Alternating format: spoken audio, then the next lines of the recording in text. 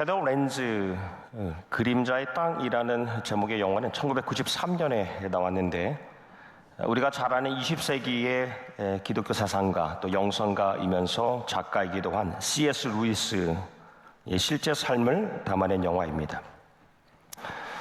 사실 C.S. 루이스는 오랫동안 독신으로 살았습니다. 그러다 58세 58에 조이 그레셜이라는 기독교 작가를 만나서 결혼합니다.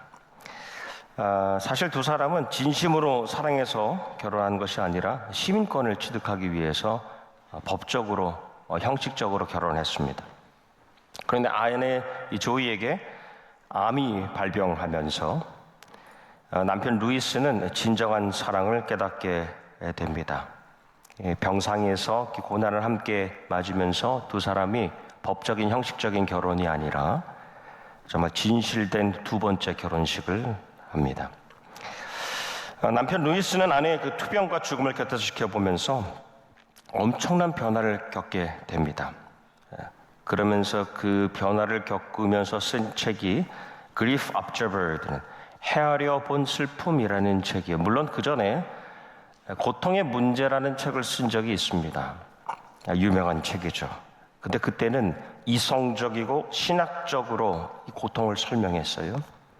근데 직접 이 고통을 경험하면서 이제는 실제로 그 고통을 통과하면서 새롭게 만나게 된 그 하나님에 대한 이야기를 씁니다.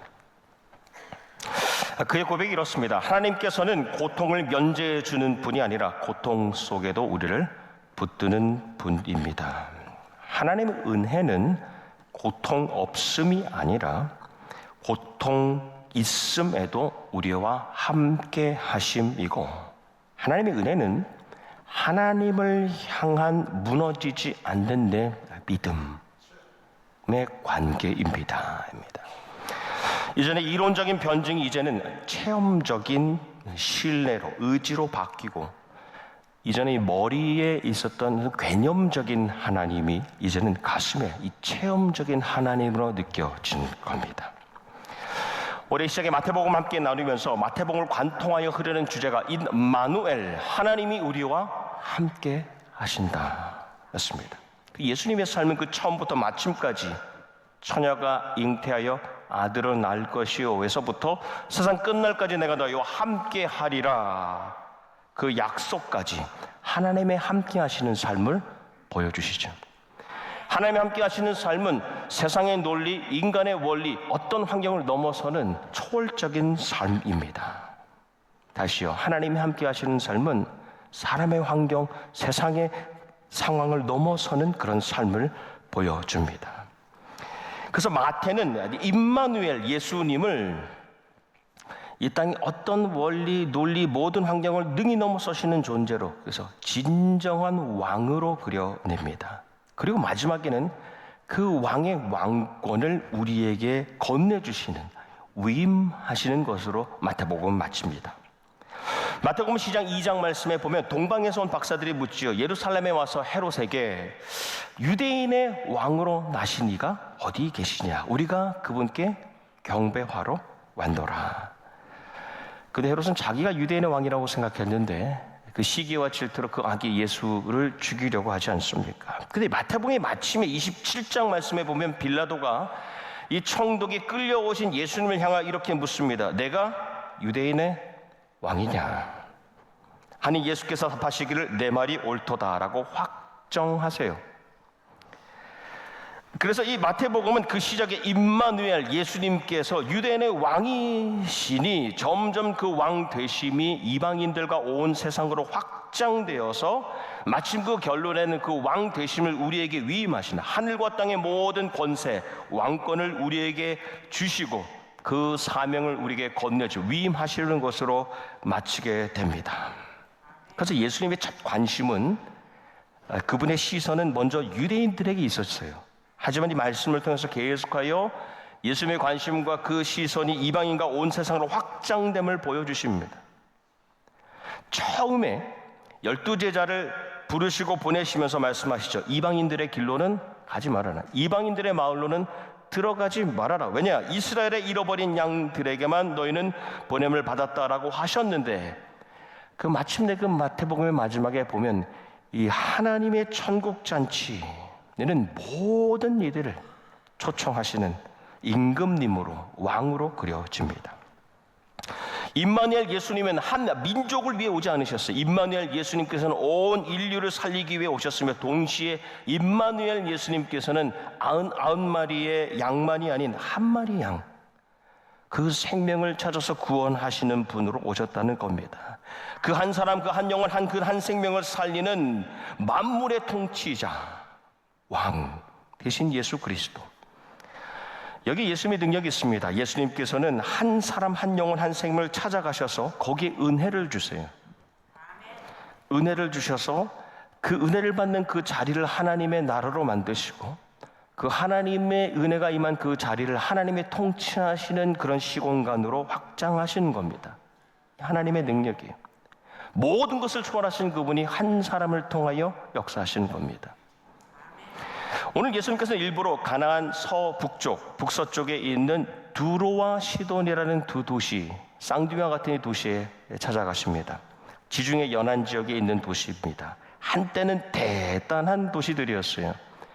무역을 통해서 발전한 항구 도시였습니다. 경제적으로 대단한 발전을 이루었는데 바벨론이 침공하게 되면서 완전히 초토화됩니다. 그래서 두로와 시돈은 그 후에 버려진 땅의 대명사가 됩니다. 그 구절, 버려진 땅 하면 두로와 시돈이었습니다. 특별히 그 땅에 살아가는 사람들은 유대인들이 볼 때는 혼혈인, 피가 섞인 사람들이었습니다. 혐오와 공포의 대상이었습니다. 그 중에서도 가나안 여인, 수로 보니게 여인, 수로는 시리아이고 보니게는 페니키아족입니다. 이 피가 섞인 여성이에요. 여성인데도 순수혈통이 아닌 피가 섞인 이방인 중에 혼혈인, 당시 가장 초라하고 나약한 사람일 뿐 아니라 거기에 더해서 이 여인에게 딸이 있어요. 아들도 아니고. 그런데 이 딸은 병에 들었어요. 몸이 마음이 모두 병들어 있는, 귀신 들린 최악의 상황입니다. 근데 이 여인이 예수님께서 오시는 것을 보고 나아갑니다. 그래서 소리를 지르죠. 크게 소리질러 외치기를, 주님 저를 불쌍히 여겨 주십시오. 주님 저를 불쌍히 여겨 주십시오. 우리가 이 스토리를 아는 것처럼 사실 자기가 병든 것이 아니에요. 자기 딸이 병들었는데 저를 불쌍히 여겨 주십시오. compassion, 그녀의 고통에 동참하는 어머니. 제 딸이 흉악한 귀신에 들렸나이다. 죽을 병에 걸려 고생하고 있습니다 라는 뜻입니다. 예수님께서 그 후로 3번 시험하시는데 첫 번째 시험하실 때 한 말씀도 대답하지 아니하시나니입니다. 침묵하시는 거예요.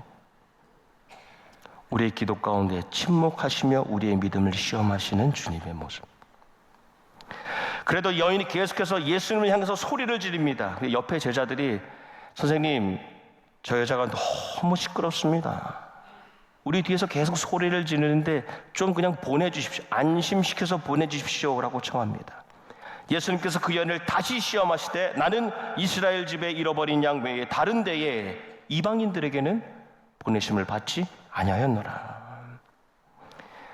두 번째 시험 가운데 여인이 예수님께 더 가까이 나아갑니다. 더 다가가서 엎드려 절하며 주여 저를 도우소서 간청하죠. 간절히 요청합니다. 예수님께서 3번째로 마지막 시험하실 때 자녀의 떡을 채워 그들에게 던짐이 마땅하지 아니하니라. 유대인들에게 줄 은혜를 개와 같이 여겨지는 이방인들에게 주는 것이 맞지 않다라고 말씀하세요. 하지만 여인은 그때 마지막으로 예수님께 주님 옳소이다마는 개들도 주인의 상에서 떨어지는 부스러기를 못나이다 라고 답을 하지요. 주님, 그 은혜가, 생명을 살리는 그 은혜가, 구원을 이루는 그 은혜가 유대인에게 우선될 수 있지요. 하지만 저같이 천한 두로와 시돈의 가나안 여인, 수로보니게 여인이라도 그 은혜를 누릴 수 있는 것 아닙니까? 이 3번의 시험을 다 마치시고 난 다음에 이 한글 번역에는 잘 나오지 않았지만 원어에는 생략된 부분이 있습니다. 예수님의 첫 말씀이 외마디 감탄입니다. 오입니다. 격동적인 감탄이. 오 귀나이, 오 여자여. 이 귀나이는 존중의 호칭이죠. 오 귀한 여인이여, 소중한 여인이여. 부르시고 내 믿음이 크도다 내 소원대로 되리라. 말씀은 내가 바라는 만큼 내게 이루어지리라 입니다. 놀랍지 않습니까? 너가 바라는 만큼 이루어질 것이다 하시니 그 딸이 즉시로 나음을 입죠. 치유되고 회복됩니다. 저도 저희 집에 개를 반려견 한 6년 정도 키우고 있는데요,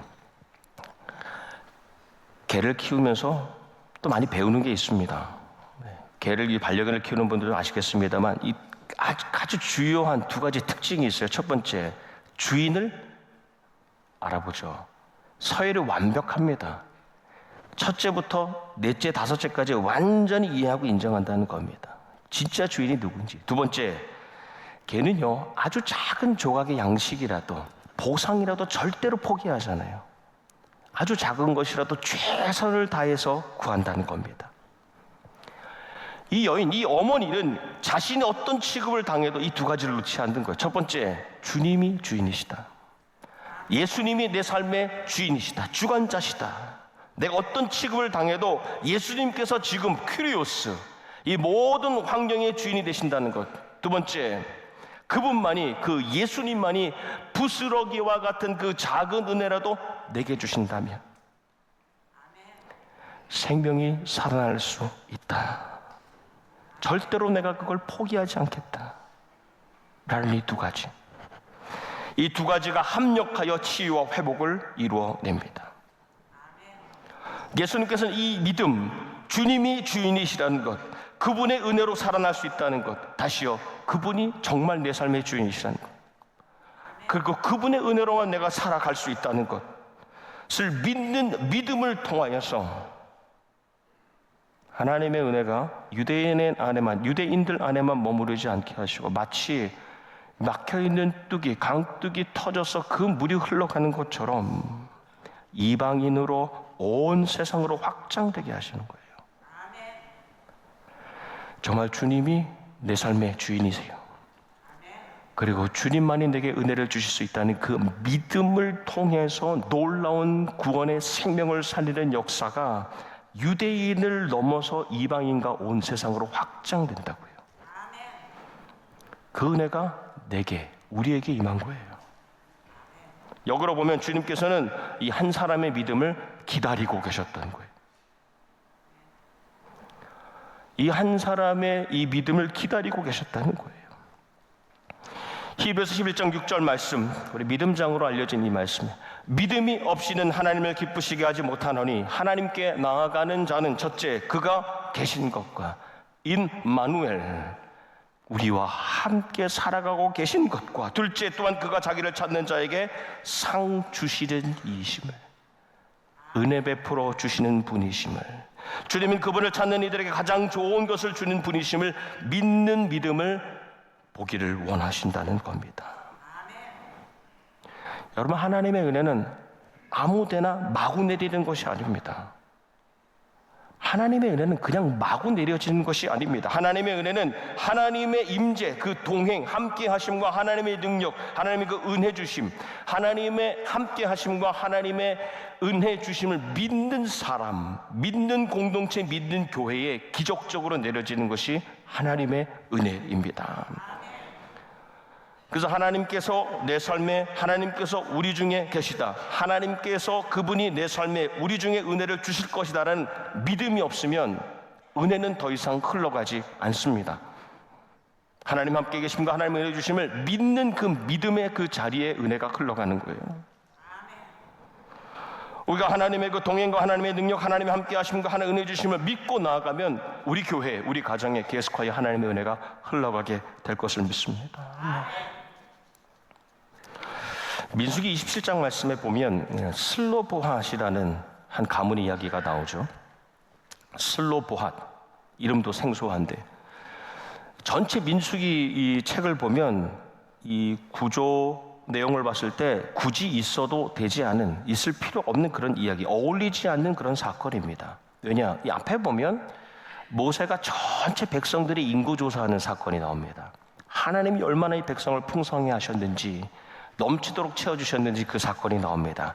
그 뒤에 보면 그 다음 세대를 위한 후계자, 모세 다음 여호수아를 임명하는 사건이 나옵니다. 근데 그 너무 중요한 사건들 사이에 생소한, 좀 어울리지 않는 이 슬로보앗, 이 가정 이야기가 나옵니다. 슬로보앗이라는 이는 이 요셉의 아들 므낫세 지파의 한 종족의 한 가족의 가장 이름입니다. 근데 우리가 잘 알듯이 그 자녀들 가운데 아들이 없었어요. 딸만 5입니다. 말라, 노아, 호글라, 밀가, 그리고 디르사 5딸. 근데 아버지 슬로보앗이 세상을 떠나게 되는데, 당시 백성들의 관습엔 이 조상들의 아버지의 기업, 유산은 남자들에게만, 아들에게만 물려주었죠. 이대로라면 슬로보앗의 딸들은 가나안에 들어가도 하나님께서 주시는 분깃, 그 은혜, 하나님의 은혜를 받을 수가 없는 거예요. 그런 상황입니다. 그런데 이 슬로보앗의 5딸들이 모세에게 나아갑니다. 놀라운 장면입니다. 5딸이 모세에게 가는 거예요. 제사장과 지도자들과 온 백성들을 향해서 호소합니다. 우리 아버지가 광야에서 죽었으나 여호와를 거슬러 보인 고라무리에 들지 아니하고 자기 죄로 죽고 아들이 없나이다. 어찌하여 아들이 없다고 우리 아버지 이름이 그의 종족 중에서 삭제되리이까. 우리 아버지의 형제 중에서 우리에게 기업을 주소서 하며, 모세가 딸들의 호소를 듣고 그 사연을 하나님께 아뢰니라. 하나님이 모세에게 이렇게 답하십니다. 슬로보앗의 딸들의 말이 옳으니, 그 딸들의 말이 맞다. 너는 반드시 그들의 아버지의 형제 중에서 그들에게 기업을 주어 받게 하되 그들의 아버지의 기업을 그들에게 돌릴지니라 하시고, 하나님께서는 이 일을 계기로 유산과 기업을 받을 만한 아들이 없는 가정이라 하여도 그 딸들에게 그 모든 것을 주는 규례를 새롭게 세워주세요. 놀랍지 않습니까? 사실 이 딸들이 모세에게 나아가지 않을 수도 있었어요. 그런데 이 딸들은 모세에게, 그리고 지도자들과 온 백성 앞에서 요구할 때에 아직 가나안 땅에 들어가기 전이었어요. 우리가 잘 아는 대로 12정탐꾼이 가서도 도저히 우리가 가질 수 없다, 이길 수 없다, 정복할 수 없다라고 말했던 그 땅인데, 이 5딸들은 이미 그 땅에 들어가 있는 것이고 우리에게 내려주실 은혜를 선취 미리 맛보고 있는 것이고, 하나님의 은혜에 대한 그 믿음과 소망을 가지고 미리 간구한 것입니다. 이게 진짜 믿음 아닙니까? 그의 여호수아 때에 그 은혜에 대한 그 믿음, 그 은혜에 대한 그들의 소망으로 자기의 땅을 물려받지 않습니까? 그 은혜의 대가 끊기지 않고 계속하여 이어집니다. 마태복음 11장 말씀에 하나님의 나라는 자동으로 주어지는 것이 아니에요. 하나님의 나라는 그것을 침노하는 자, 열정적으로 믿음과 소망을 가지고 나아가는 사람들에게 주어지는 것입니다. 여러분, 우리 신앙의 위기가 어디에 있습니까? 우리 신앙의 위기는 2가지에서 비롯됩니다. 첫 번째, 우리의 고난에는, 우리 어려움에는 하나님이 없으시다. 그러니 하나님은 우리가 어떤 어려움도 피해가길 원하신다. 임마누엘을 부정하는데 우리의 신앙의 위기가 있습니다. 우리가 하나님 함께 하신다고 말은 해요. 하지만 우리의 삶에 임마누엘의 신앙이 없어요. 조금만 어려워도 피해가야 된다. 둘째, 우리의 어려움엔 하나님도 어쩔 수가 없다. 그러니 어려운 현실을 인정하고, 고난의 현실을 인정하고, 세상의 원리대로, 사람의 방식대로 그냥 사는 것이 상책이다. 은혜 주심을 부정하는 겁니다. 현대 신자들은 이성적이고 합리적인 것은 점점 능숙해집니다. 누구나 다 이성적이고 합리적일 수 있어요. 신자라 해도 거기에 더 능숙해져 갑니다. 실제적이고 체험적인 고백과 신앙은 점점 고갈되어 가는 거예요. 점점 부족해집니다. 우리의 머리에는 하나님이 있지만 우리의 가슴에는, 우리의 손과 발, 우리의 전인, 우리의 삶에는 하나님이 나타나지 않는, 임마누엘을 부정합니다. 은혜의 주심을 부정합니다. 오래된 우리의 불신앙, 우리의 무신앙, 신앙이 있는 것 같지만 없고 아예 믿음 자체가 없는, 저와 여러분이 이 신앙, 불신앙과 무신앙을 회개할 수 있기를 소망하는 것이죠. 그 한 사람이 드로와 시돈, 버려진 땅에 남겨졌던 가나안 여인 수로보니게 그 여인의 한 조각의 은혜를 믿음으로 구할 때, 그 은혜가 유대인에게 머물 수만 있었지만 그 유대인을 넘어서서 그 은혜가 이방인과 온 세상을 향해 확장되어 간 겁니다. 그것을 우리가 누리고 있는 거예요.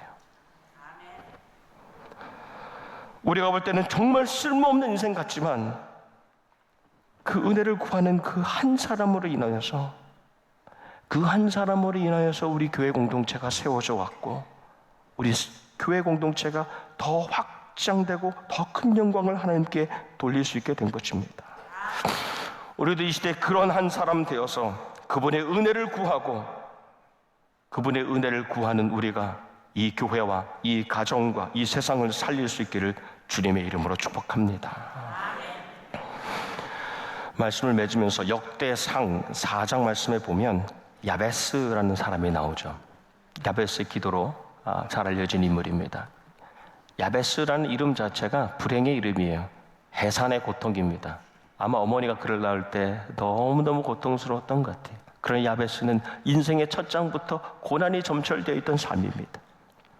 고난으로 시작했지만 말씀에 보면 야베스가 이스라엘 하나님께 나에게 복의 복을 더해 주시고 내 영토를 넓혀 주시고 주님의 손으로 나를 도우시어 불행을 막아 주시고 고통을 받지 않게 하여 주시옵소서 하고 간구하였더니 하나님께서 그가 구한 것을 이루어 주셨다. 우리가 하나님의 함께 하심과 은혜 주심, 하나님의 임재, 하나님의 동행과 하나님의 능력을 믿는 그 믿음, 그 믿음이 우리에 대해 그치면 우리 다음 때는 아무것도 할 수 없을 겁니다. 하나님의 함께 하심과 하나님의 은혜 주심에 대한 간절한 그 믿음을 붙들고 살 때에 우리는 다른 생명을 살리는 사명을 능히 감당하게 될 줄 믿습니다.